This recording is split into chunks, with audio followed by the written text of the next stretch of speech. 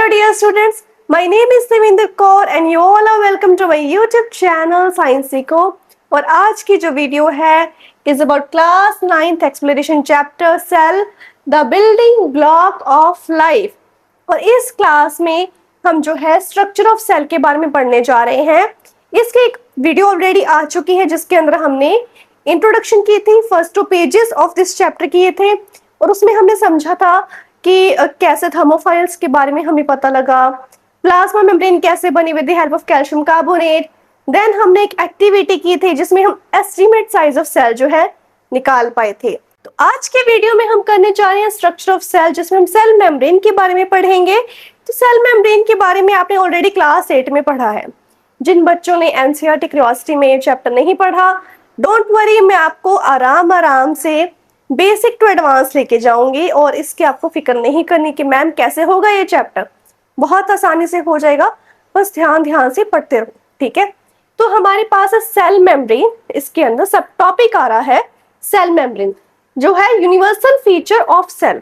तो बेटा मैं आपको बता दूं, जो हमारे पास स्ट्रक्चर ऑफ सेल है, स्ट्रक्चर ऑफ सेल में मैं यहाँ पर एक शॉर्ट में लिख देती हूँ कि हम क्या क्या चीजें इस चैप्टर में आगे पढ़ेंगे, ताकि आपको हिंट रहे कि अच्छा ये चीज हो गई है, अब हमारा जो नेक्स्ट टॉपिक है ये होगा, ठीक है। हमारे पास सबसे पहले आती है सेल मेम्ब्रेन, ठीक है। सेल मेम्ब्रेन के अंदर ही सारा का सारा सेल का मटेरियल होता है। देन हमारे पास आता है न्यूक्लियस, जिसके अंदर सारी हेरिडिटरी नॉलेज, सारा जेनेटिक मटेरियल, सारी जेनेटिक इंफॉर्मेशन पड़ी है, ठीक है। देन कम्स दी साइटोप्लाज्म, और साइटोप्लाज्म के अंदर हमारे पड़े होते हैं सेल ऑर्गेनेल्स।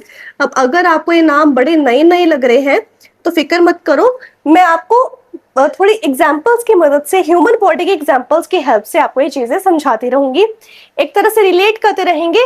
बट ये बात ध्यान में रखो, जो चीजें पढ़ रहे हैं हमारी ह्यूमन बॉडी की एक एक सेल में है, ठीक है। तो बस थोड़ा बहुत रिलेट करके हमें इसको समझना होगा, तभी इस चैप्टर को अच्छे से पढ़ पाओगे।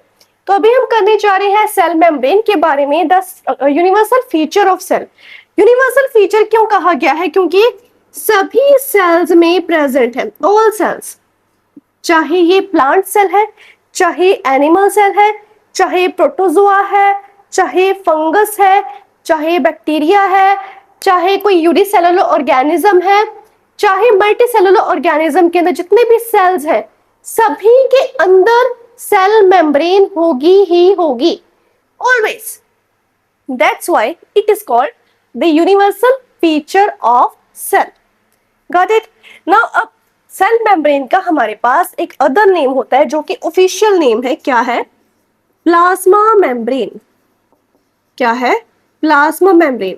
बेटा ये एक ऐसी मेम्ब्रेन है जो सेल की हेल्प करती है to communicate with other cells. मान लीजिए अब मैं एक इंसान हूं, आप भी ऑब्वियसली एक इंसान है, मुझे पता है बड़े शैतान बच्चे हो, पर हो तो इंसान ही, राइट।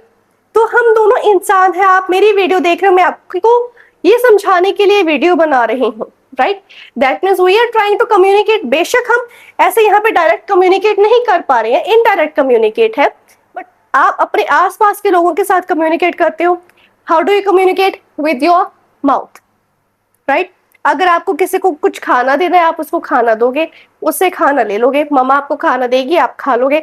मम्मी ने कद्दू तोरी बनाई, आप खा लोगे। कोई ऑप्शन तो है नहीं, वरना चप्पल पड़ेगी, सीधी सी बात, राइट। सेल्स भी आपस में कम्युनिकेट करते हैं। और जिस तरह से हमारे ऊपर एनवायरनमेंट का इम्पैक्ट पड़ता है, बहुत गर्मी होगी, बहुत सर्दी होगी, बारिश होगी, या फिर बहुत पसीना आ गया, उसका हमारे ऊपर इम्पैक्ट पड़ता है, वैसे ही सेल्स का भी उसके एनवायरनमेंट का, सेल्स के ऊपर जो उसके एनवायरनमेंट का इम्पैक्ट पड़ता है, ठीक है। तो जो सेल मेम्ब्रेन है उसकी हेल्प करती है, यानी कि प्लाज्मा मेम्ब्रेन सेल्स को आपस में कम्युनिकेट करने में और एनवायरनमेंट के साथ इंटरेक्शन करने में हेल्प करती है। तो ये जो सेल मेम्ब्रेन, ये प्लाज्मा मेम्ब्रेन होती है, it is thin, it is a thin membrane. और ये पतली सी मेम्ब्रेन जो है, सारे के सारे न्यूक्लियस, साइटोप्लाज्म, सेल ऑर्गेनिज्म, यानी कि जो बेसिक पार्ट्स है सेल के, उसको सारे को अपने अंदर समेट के बैठी है। अगर मैं ह्यूमन बॉडी के साथ रिलेट करूं तो हमारी स्किन, ये स्किन हमारी सारे ऑर्गन्स को, हमारे सारे ब्लड वेसल्स को, हमारी मसल्स को, सभी टिश्यूज को एक शेप देके, ह्यूमन बॉडी की शेप देके अंदर एडजस्ट करके फिट करके रखा हुआ है। अगर ये स्किन ना होती तो हार्ट ऐसे निकल के ऐसे निकल जाता, ब्रेन तो है ही नहीं, ब्रेन जाता घुटनों में। कैसे भी ह्यूमन अपनी शेप चेंज करता रहता है, कैसे करता है? जैसे अमीबा करता है। क्या हम ऐसे अपने शेप चेंज करते हैं? क्या हम शेप शिफ्टर्स है? नहीं है, राइट। तो ह्यूमंस की जैसे पूरी की पूरी एक बैरियर है, पूरी बॉडी का एक बैरियर हमारी क्या है? ये स्किन है। सिमिलरली सेल्स के लिए एक बैरियर का काम करती है। कैसे बैरियर का काम करती है? It is a selectively permeable membrane. It is a selectively permeable membrane, जिसको जो है कुछ बुक्स में बेटा, पुरानी बुक्स में या कुछ हेल्थ बुक्स में सेमी परमिएबल मेम्ब्रेन भी कहा जाता है। सेमी परमिएबल मेम्ब्रेन भी कहा जाते हैं। अच्छा, अब ये सिलेक्टिवली परमिएबल मेम्ब्रेन क्या है? देखिए ध्यान से सुनिए। सिलेक्टिवली परमिएबल का मतलब ये है कि जैसे आपने चाय बनाई, तो चाय के लिए एक स्ट्रेनर लोगे ताकि चाय पत्ती, लौंग, इलायची वगैरह उसके अंदर ना जा सके, चाय के अंदर, है ना। एक स्ट्रेनर है जो कि चाय पत्ती को कुछ मसाला वगैरह डाला है, सौंफ वगैरह डाली है, उसको चाय के अंदर ना जाने दे ताकि आपके चाय का स्वाद ना हो खराब, स्वाद खराब ना हो, ठीक है। लेकिन चाय तो जा रही है ना। आपने जो दूध डाला था वो भी जा रहा है, आपने चीनी डाली थी वो उसके अंदर घुल गई थी, वो भी अंदर जा रही है। चाय पत्ती का जो स्वाद आया है उसके अंदर, जो टेस्ट आया है, वो भी अंदर जा रहा है। तो वो स्ट्रेनर की तरह ही है जो हमारे पास प्लाज्मा मेम्ब्रेन होते हैं, एक एक स्ट्रेनर जैसा काम करते, जो कि कुछ कुछ सब्सटेंसेस को तो अलाउ कर देगी कि हाँ जी आप इसमें से पास हो जाओ, और बाकियों को ब्लॉक कर देगी कि नहीं आप इससे आगे नहीं जा सकते। तो कौन कौन से सब्सटेंसेस होंगे? ऑक्सीजन होगा, कार्बन डाइऑक्साइड होगा एंड वाटर, ठीक है। अच्छा, जिन प्यारे बच्चों ने तो किया हुआ है 8th में, तो उनको पता है जो एक्सचेंज ऑफ गैसेस होते हैं उसको बोलते हैं हम डिफ्यूजन, ठीक है। और वाटर का जो हो रहा है हमारे पास वो ऑस्मोसिस होता है। अब आपको इसमें कंफ्यूजन ना हो, डिफ्यूजन क्या है, ऑस्मोसिस क्या है, मैं आपको करवा रही हूँ। देखिए, मान लीजिए मेरे पास क्या है, सेल मेम्ब्रेन है, ठीक है। ये सेल की मेम्ब्रेन है, इसके अंदर मेरे पास ये न्यूक्लियस पड़ा है, ठीक है। उसके ऊपर जो है ये प्लाज्मा एंडोप्लाज्मिक रेटिकुलम लगा है, एक रफ है एक स्मूथ है, राइट। आप कहोगे मैम ये क्या बना रहे हो, मुझे तो पता ही नहीं लग रहा। कोई बात नहीं, लग जाएगा, धीरे धीरे करवाएंगे ना आगे जाके, तो आपको धीरे धीरे ऐसे पता लग जाएगा। तो मैंने थोड़े बहुत सेल ऑर्गेनेल्स बनाने की कोशिश की है, ठीक है। और यहाँ पर जो है हमारे पास एक वैक्यूल बन गया। बेसिकली आप मान लीजिए अब एक सेल है, एनिमल सेल है। क्या है? एनिमल सेल है। मैंने एक रफ डायग्राम बनाई है, मैं डायग्राम बनाने पे सिखाऊंगी जब आगे चैप्टर में आएगी, बट एक बार मैंने आपको रफ डायग्राम सिखाई, ठीक है। एनिमल सेल है, और सेल की जो आउटर मोस्ट मेम्ब्रेन है, जैसे हमारी बॉडी की आउटर मोस्ट मेम्ब्रेन स्किन कहलाती है, सेल की आउटर मोस्ट मेम्ब्रेन क्या कहलाती है? Plasma membrane. डन। अब इस सेल को भी तो सांस लेने के लिए ऑक्सीजन चाहिए, तो भी ऑक्सीजन कहां से लेगा? एनवायरनमेंट से लेगा, ठीक है। तो जब बेटा इसके अंदर अमाउंट ऑफ ऑक्सीजन कम हो जाएगी, जब इसके अंदर अमाउंट ऑफ ऑक्सीजन कम हो जाएगी और बाहर जो है अमाउंट ऑफ ऑक्सीजन ज्यादा होगी, बाहर से अंदर ऑक्सीजन ट्रांसफर होगी with the help of this plasma membrane, and it is semi permeable, यानी कि सिलेक्टिवली परमिएबल। इट मींस इन्हें ऑक्सीजन को अंदर आना अलाउ किया। और अगर ऑक्सीजन कम हो रही, इट मींस इसके अंदर कार्बन डाइऑक्साइड जो है बढ़ रही है। अगर बाहर ऑक्सीजन ज्यादा है तो देयर आर चांसेस कि बाहर कार्बन डाइऑक्साइड कम है। ऊपर का एरो मींस इंक्रीज्ड है, नीचे का एरो मींस डिक्रीज्ड है। तो जब यहाँ पे बढ़ रही है तो बाहर से अंदर की तरफ चली जाएगी। मतलब क्या हुआ? हमारे पास higher to lower concentration move कर रहा है, राइट। यहां पर डिफ्यूजन क्या होता है? Exchange of gases from higher concentration. Concentration का मतलब है अमाउंट, ठीक है। आप इसके अंदर वर्ड्स जो है साइंटिफिक ही यूज करोगे, बट इसका मतलब होता है amount, from higher concentration to lower concentration. हो सकता है आपको नीचे वाला ना दिखे तो मैं ऊपर ही लिख दूं, ओके। तो बेसिकली हमारे पास देखो ऑक्सीजन यहाँ पर कम थी, बाहर से ज्यादा कम वाले रीजन में बाहर कॉन्सेंट्रेशन हाई थी, अंदर कॉन्सेंट्रेशन कम से बाहर से अंदर वाले रीजन में आई, तो यहाँ पे क्या होगी, डिफ्यूजन। अब कार्बन डाइऑक्साइड और ऑक्सीजन दोनों भर भर के अंदर सेल में रहेंगे तो सेल तो फट जाएगा। बलून के अंदर अगर हद से ज्यादा गैसेस भर दोगे तो बलून तो फटेगा। सिमिलरली है, अगर ऑक्सीजन यहाँ पे आ रही तो कार्बन डाइऑक्साइड को बाहर निकलना पड़ेगा। तो ऑब्वियसली जैसे हमारी बॉडी के अंदर एक्सचेंज ऑफ गैसेस हो रही है, हमने ऑक्सीजन इनहेल की, कार्बन डाइऑक्साइड एक्सहेल की, सेम काम इसके अंदर हो रहा है। क्लियर हुई बात। अब बात आती है ओस्मोसिस की। ओस्मोसिस वाला कॉन्सेप्ट थोड़ा डिफरेंट है। इसके अंदर ना हमारे पास एक्सचेंज ऑफ या मूवमेंट ऑफ वाटर लिख दो, मूवमेंट ऑफ सॉल्वेंट। अच्छा, आपको पता है सोल्यूट और सॉल्वेंट क्या होते हैं? नहीं पता है ना, बताती हूँ। सोल्यूट जो है हमारे पास something that is mixed in water, जो कि पानी के अंदर कोई चीज है वो घोल दी, जैसे नमक को पानी के अंदर घोल दिया, चीनी को पानी के अंदर घोल दिया, थोड़ा सा लेमन जूस लिया पानी के अंदर घोल के पी लिया, ठीक है। डिसॉल्व इन वाटर, वाटर को हम यहाँ पे सॉल्वेंट लेंगे, ठीक है। सॉल्वेंट क्या है? लिक्विड। वैसे तो सॉल्वेंट गैसेस भी होते हैं, सॉल्वेंट सॉलिड्स भी होते हैं, बट एक बार यहाँ पे लिक्विड ही ले लो, ठीक है, क्योंकि मैं आपको ज्यादा कॉम्प्लेक्स नहीं करवा रही हूँ, उसका अलग चैप्टर है, उसके अंदर पढ़ेंगे, ठीक है। Liquid in which something is dissolved. हमें इतना पता है कि अगर कोई चीज हम पानी के अंदर घोलते तो ऑब्वियसली उसके अमाउंट पानी से कम होते हैं, अगर पानी से ज्यादा होगी तो वो चीज घुलेगी कैसे? जैसे कि मैंने 1 गिलास पानी लिया, ठीक है, उस 1 गिलास पानी के अंदर मैंने 1 गिलास पूरा भर के नमक डाल दिया, घुलेगा क्या? नहीं, आधा गिलास भी नहीं मुश्किल से घुल पाएगा। पानी के अंदर भी तो जगह हो उतने नमक को घोलने के लिए, लेकिन मैंने अब 1 गिलास पानी लिया, उसके अंदर 2 चम्मच नमक डाल दिया, वो अच्छे से घुल जाएगा। क्यों घुलेगा? क्योंकि नमक जो है सॉल्यूट की तरह एक्ट कर रहा है, कम अमाउंट में पानी के अंदर वो डिसॉल्व हो रहा है, ठीक है। सिमिलरली यहाँ पे आ रहा है, अब यहाँ पे आ रहा है movement of solvent from lower concentration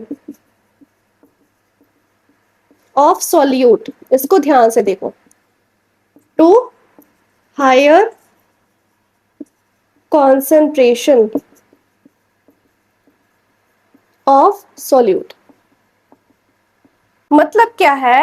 वो वाला पानी, वो वाला सोल्यूशन, पानी भी नहीं, वो वाला सोल्यूशन जिसके अंदर नमक कम है, कम नमक वाले पानी से पानी ही बाहर निकल के उस तरफ जाएगा जहां पर नमक ज्यादा है। हायर कॉन्सेंट्रेशन ऑफ सोल्यूट, मान लो नमक है, हायर कॉन्सेंट्रेशन आ गई ना, ज्यादा नमक वाले पानी की तरफ पानी जो है अपने आप को छोड़ के, उस सोल्यूशन को छोड़ के उस तरफ जा रहा है, दैट इज ओस्मोसिस, ठीक है।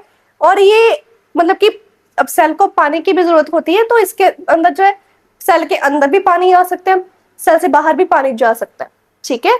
तो वो हमारे पास जो है मूवमेंट ऑफ सॉल्वेंट जो हो रही है वो सेल के अंदर through this process of osmosis हो रही है। इसको अभी हम एक टेबल की हेल्प से पढ़ते हैं। तो देखिए, अब जो ओस्मोसिस है उसके बारे में मैंने आपको एक चीज बताई कि हमारे पास इसके अंदर मूवमेंट ऑफ वाटर हो रही है, ठीक है। एक है ओस्मोसिस। ओस्मोसिस में हम 2 तरह के सॉल्यूशंस के बारे में पढ़ेंगे, एक होता है हाइपोटोनिक सॉल्यूशन, हाइपोटोनिक सॉल्यूशन, और दूसरा होता है हाइपरटोनिक सॉल्यूशन, हाइपरटोनिक सॉल्यूशन। अब ये क्या है, कैसे है, इसको पहले एक एक्टिविटी की मदद से समझते हैं, उसके बाद इसका प्रॉपर टेबल बनाएंगे, ठीक है। तो देखिए, मान लीजिए आपके पास 2 बीकर्स है, ओके, 2 बीकर्स है, इसके अंदर मैंने रखा प्लेन वाटर, प्लेन जो पानी पीते हैं, कोई भी पानी ले लो, टंकी का पानी ले लो, आरओ का पानी ले लो, रिवर पूल का पानी ले लो, कोई भी पानी ले लो, ले लिया, ठीक है।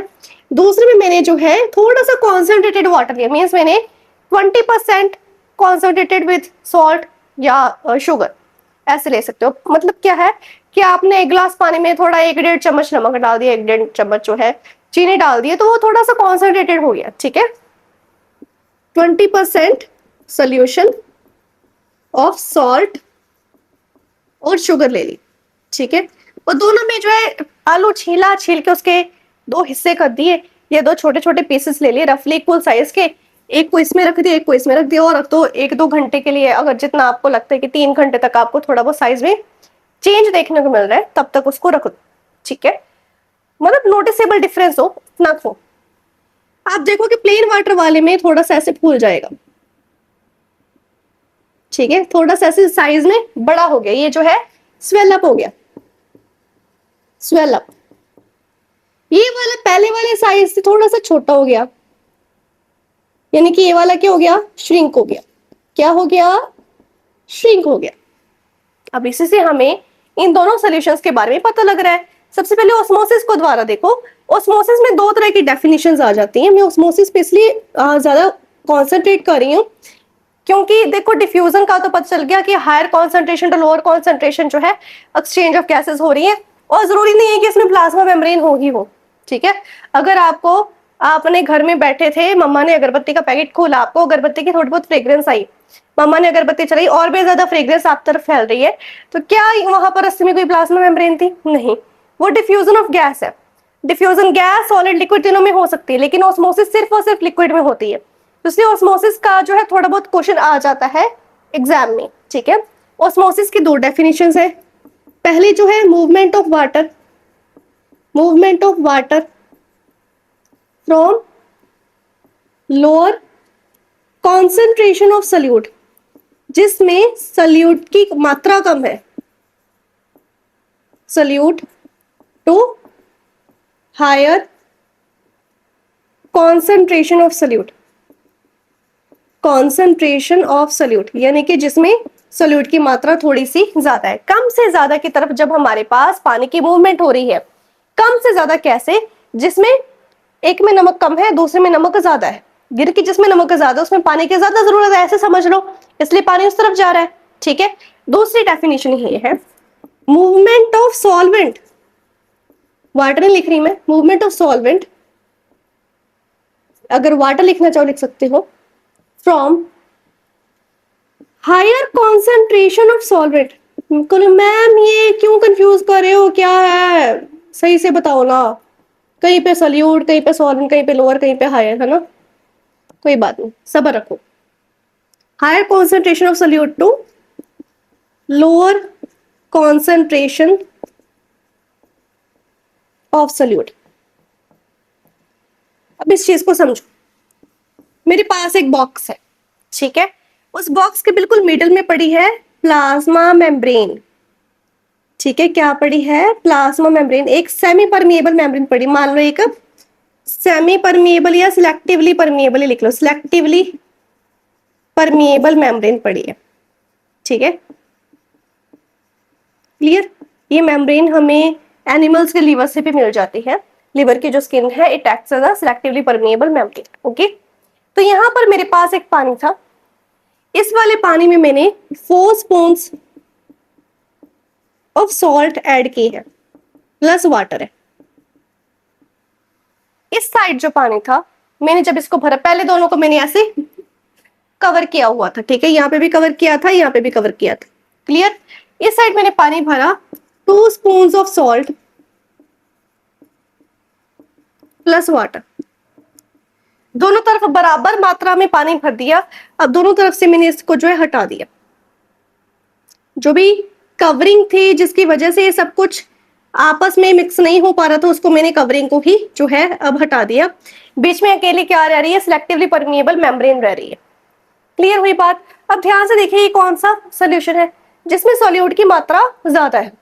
अगर इसमें सॉल्यूट की मात्रा ज्यादा, मैंने कहा इक्वल अमाउंट ऑफ वाटर, मान लीजिए ये भी 1 ग्लास है पानी का, ये भी 1 ग्लास है पानी का, राइट। अब 1 ग्लास पानी में 2 चम्मच नमक है तो वो कम खारा होगा, 1 ग्लास पानी में 4 चम्मच नमक है तो ज्यादा खारा होगा, राइट, खारा में ज्यादा नमक वाला होगा, नमकीन होगा। अगर यहाँ पे 2 चम्मच नमक है तो मैं क्या कहूंगी, मेरे पास लोअर कॉन्सेंट्रेशन ऑफ सॉल्यूट है, मैं इसको क्या कहूंगी, लोअर कॉन्सेंट्रेशन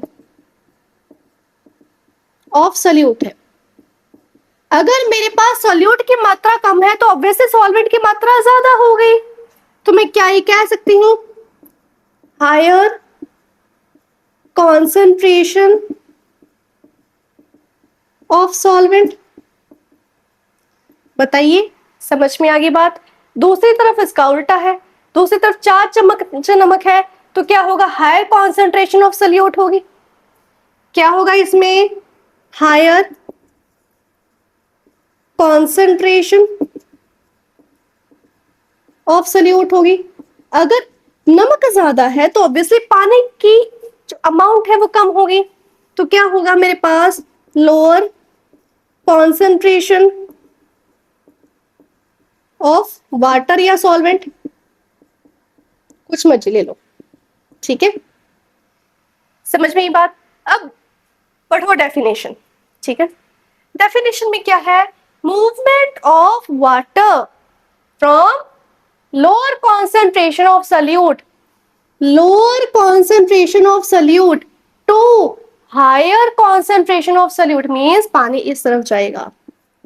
जहां पर पानी की कमी है, पानी की कमी, जहां पर सोल्यूट ज्यादा है वहां पे पानी कम है, तो उस तरफ ये जा रहा है और ये बन गया ओस्मोसिस। आई होप आपको ओस्मोसिस क्लियर हो गया। क्लियर हो गया, एक्टिविटी भी होगी पोटैटो वाली। अब मैं आपको जो बुक के अंदर टेबल दिया हुआ है उसको समझा रही, ठीक है।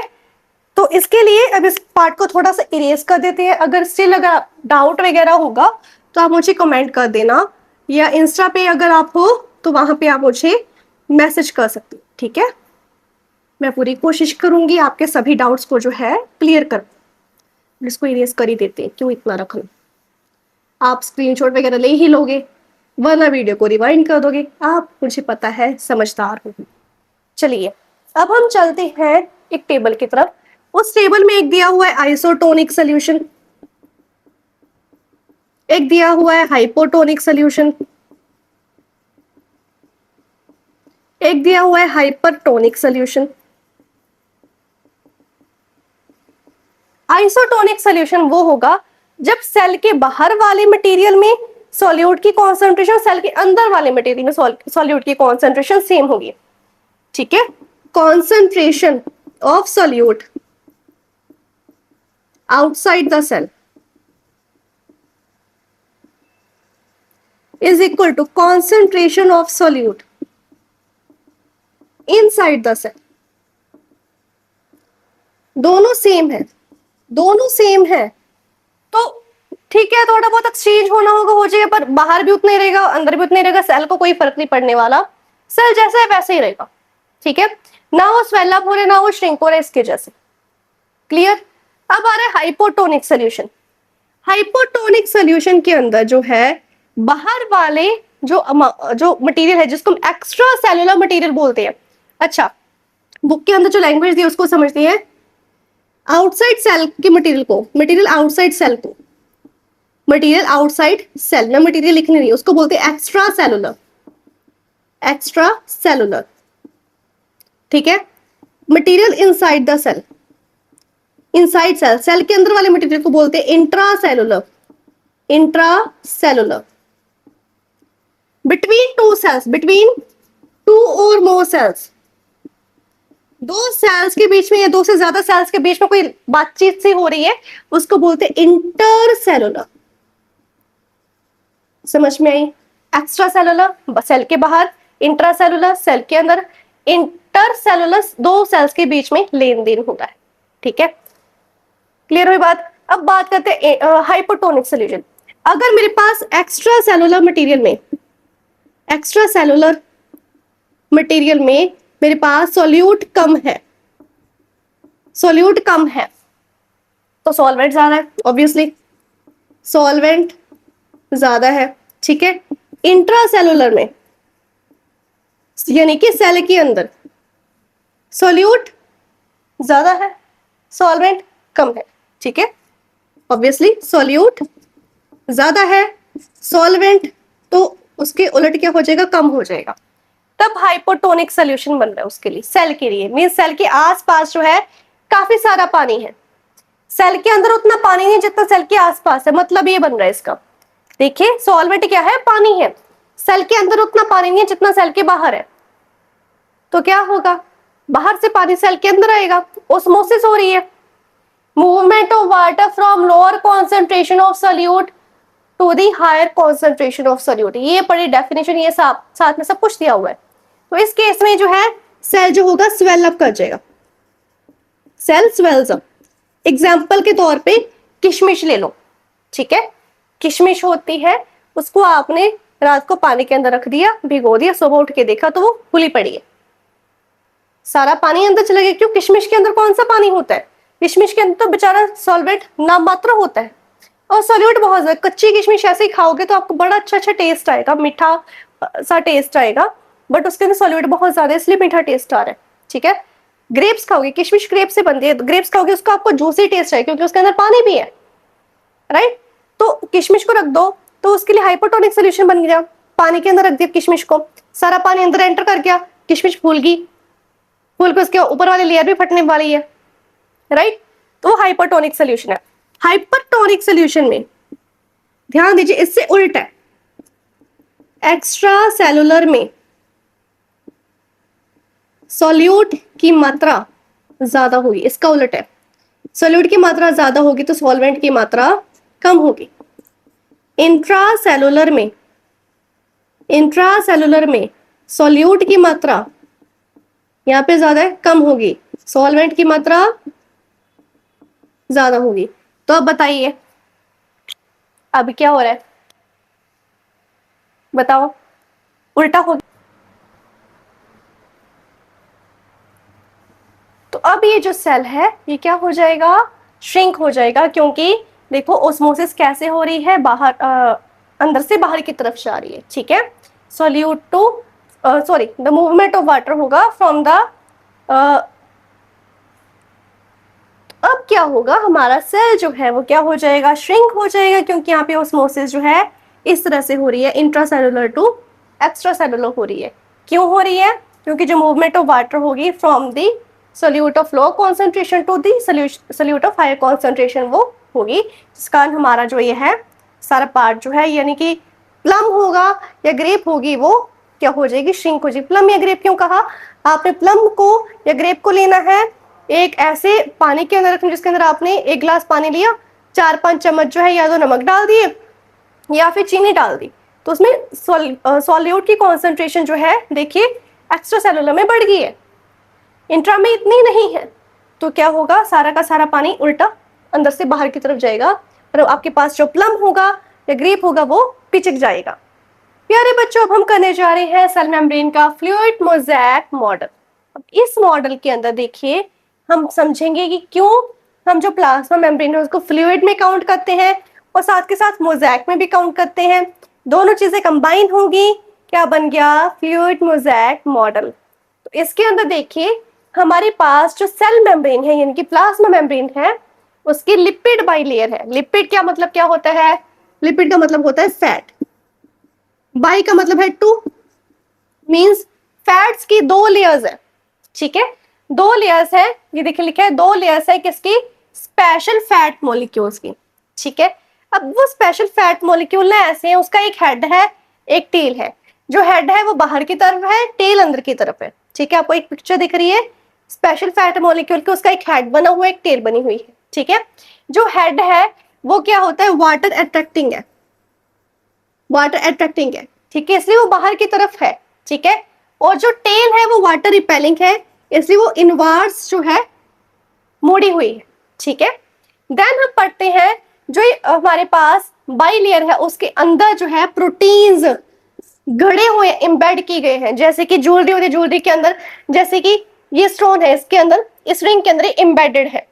सिमिलरली जो फैट की बाइलेयर है, 2 लेयर्स है फैट्स की, जिसके अंदर जो हमारे पास हेड है वो वाटर अट्रैक्टिंग है, वो बाहर की तरफ है, टेल है वो वाटर रिपेलिंग है, वो अंदर की तरफ है।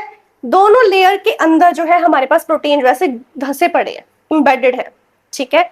अब देखिए जो मॉलिक्यूल्स हैं ये अपने आप साइड पे मूव कर सकते, थोड़ा इधर इधर हो गए, जैसे केकड़ा डांस नहीं चला आजकल, ऐसे ऐसे करके चलते हैं, ऐसे ऐसे साइडवेज मूव कर सकते हैं, फ्लिप कर सकते हैं, रोटेट भी कर सकते हैं।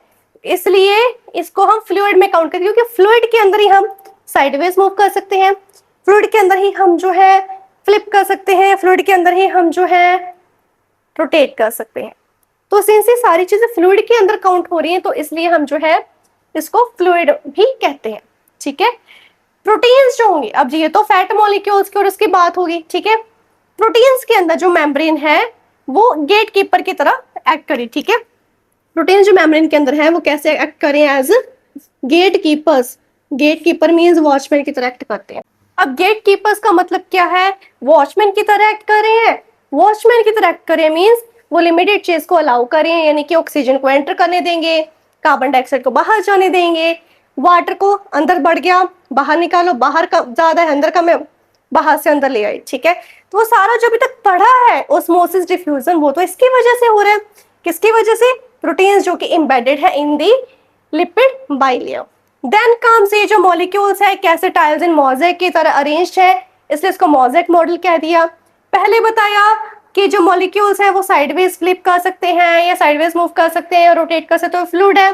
दूसरे बताया मोज़ेक है, तो इससे हमारा फ्लूइड मोज़ेक मॉडल कवर हो गया, ठीक है। इसके बाद वैसे मैंने सेल वॉल के बारे में थोड़ी सी इंट्रो दी थी, but due to some reason वो इसके अंदर वीडियो के अंदर आ नहीं पाई। सेल वॉल का टॉपिक अब नेक्स्ट वीडियो में ही करेंगे अच्छे से, और वो एक्टिविटी भी समझेंगे ह्यूमन चीक सेल और अनियन सेल वाली। सो तब तक के लिए बाय बाय।